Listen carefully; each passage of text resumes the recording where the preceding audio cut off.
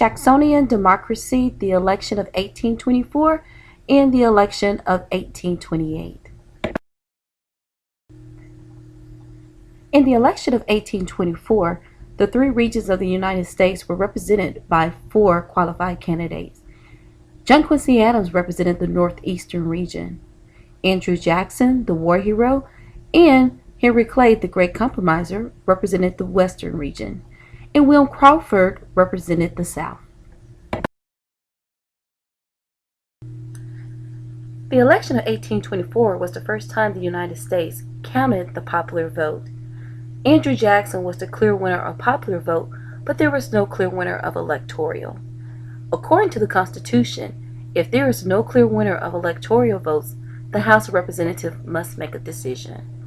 The top three vote getters were Andrew Jackson, John Quincy Adams, and William Crawford. Unfortunately, William Crawford suffered a stroke, so the race came down to Jackson and Adams. The House of Representatives elected John Quincy Adams the sixth President of the United States on the very first ballot. After Adams is elected the new President of the United States, he will appoint Henry Clay, who was the Speaker of the House, presiding over the votes, as the new Secretary of State. Jackson and his supporters are going to say that Adams and Clay had a secret deal and called it a corrupt bargain.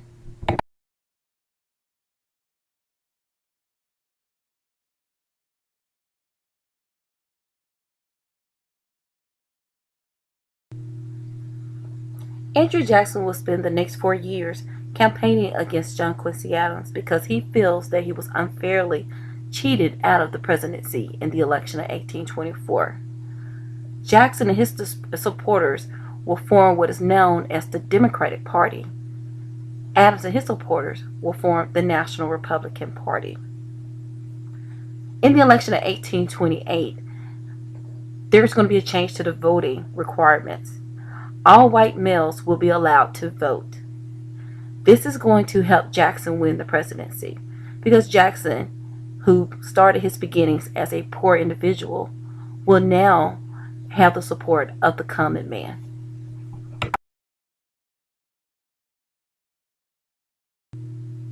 The age of Jackson is known as the era of the common man because all white males were able to vote.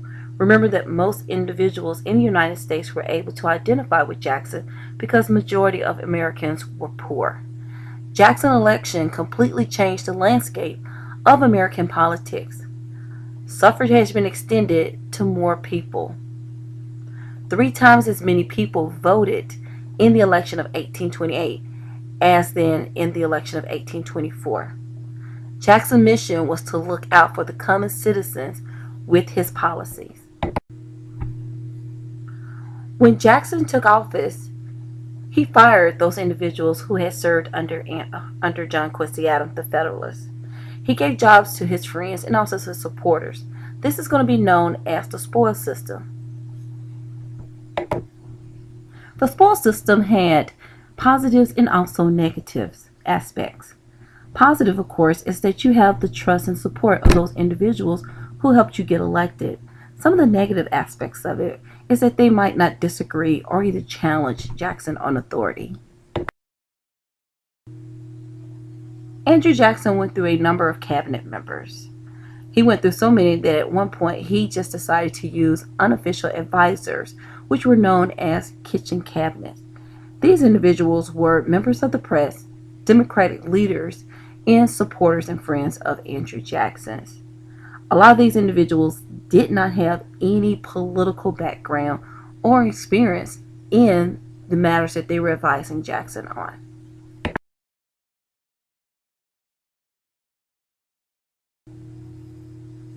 Analyze the political cartoon and answer the questions that goes with it.